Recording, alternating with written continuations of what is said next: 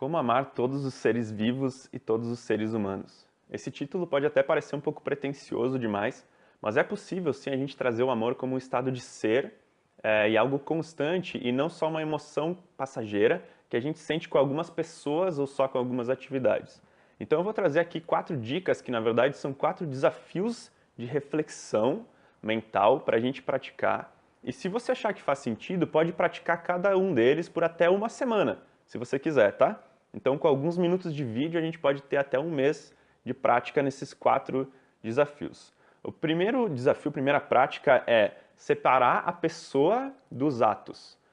Então, por exemplo, uma mãe que tem um filho que cometeu um crime de assassinato e ela vai visitar esse filho na cadeia. Por que ela não rejeita o filho ou vira as costas para o filho? Porque ela consegue entender que uma coisa é o ser, o filho dela, e outra coisa são os atos que ele cometeu. Então existe uma essência daquele ser humano que tem uma beleza, que tem algo de bom, intrínseco, e existem atos que ele cometeu que foram decisões erradas que ele tomou na vida dele.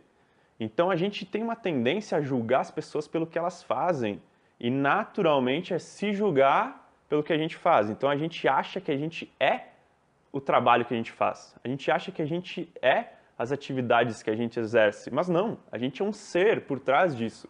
Então existe uma essência por trás daquilo que é feito. Separar o fazer do ser é essa primeira prática que a gente pode fazer e refletir constantemente. Quanto mais a gente refletir e observar isso, mais natural vai se tornar a gente não julgar as pessoas pelo que elas fazem. E com isso o amor vai despertando. A segunda dica, a segunda reflexão é a seguinte frase: você só vê fora o que tem dentro. Então toda vez que a gente enxerga ódio, que a gente enxerga raiva, que a gente enxerga algo de ruim no outro, é porque ainda existe algo de ruim dentro de nós. E de novo, existe uma essência nossa que é pura e que é bela e que é puro amor. Só que essa essência tem algumas camadas de sujeira, vamos dizer assim, por cima, que estão atrapalhando que a gente enxergue a nossa essência e a essência do outro. Então toda vez que a gente vê o outro fora e acha que aquela pessoa não é digna de amor, é porque de alguma forma existe algo dentro de nós que a gente não está aceitando. Esse é bastante difícil de compreender, você só vê fora o que tem dentro, porque é bastante duro também a gente começar a aceitar isso. Então não é fácil a gente aceitar essa frase como verdade, mas quanto mais a gente reflete sobre ela, mais a gente percebe que a gente vê fora o que tem dentro de nós. A gente vê violência fora, vê coisas erradas fora, quando a gente julga algo dentro de nós também como errado. Da mesma forma, a gente projeta fora também as coisas boas que a gente tem em nós. Então, quando a gente enxerga amor no mundo, é porque tem amor dentro. Quando a gente enxerga beleza no mundo, é porque existe beleza interna. Serve tanto para o lado bom quanto para o lado ruim. Então, qual dos dois a gente vai escolher cultivar? Terceira prática é: não é necessário amar o que é ruim, e sim perceber que bom e ruim são só julgamentos nossos.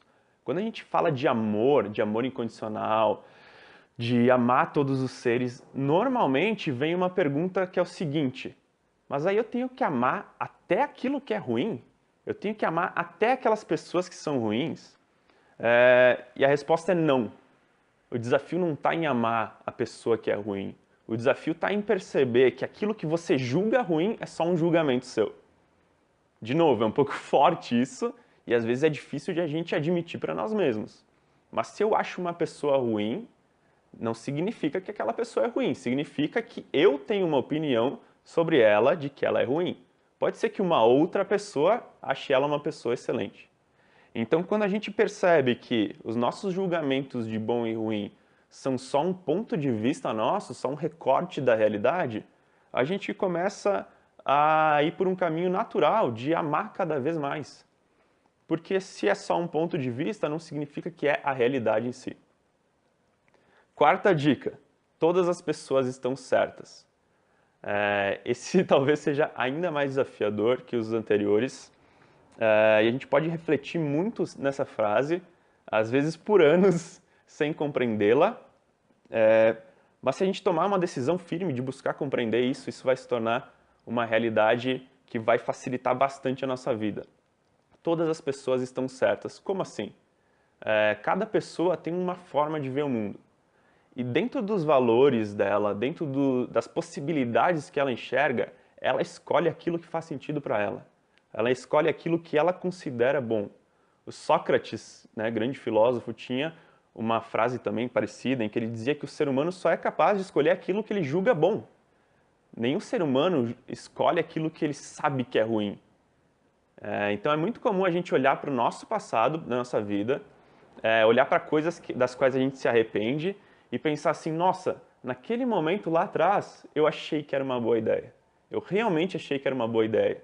E agora eu tenho uma visão mais expandida e eu vejo que aquilo não foi uma boa ideia. Mas na época a decisão que eu tomei foi de fazer o meu melhor, mesmo que o meu melhor não fosse o suficiente para resolver a situação da maneira ideal. Então todas as pessoas, dentro das possibilidades que elas enxergam de vida, de mundo, dentro dos valores que elas cultivam, elas estão certas na decisão delas. Às vezes a nossa decisão que a gente tomaria não é uma decisão que é possível para para outra pessoa, porque ela não enxerga o mundo da mesma forma que nós.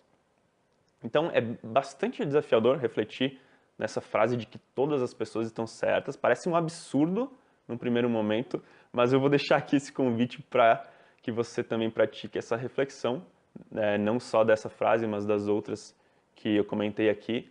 E espero que elas façam sentido cada vez mais e que isso ajude também a despertar em você um amor contínuo em relação a todos os seres, para que esse amor se torne cada vez mais um estilo de vida e um estado de ser. Ok? Se tiver qualquer feedback, qualquer dúvida ou comentário, também pode deixar aqui embaixo e a gente troca uma ideia. Gratidão, até mais.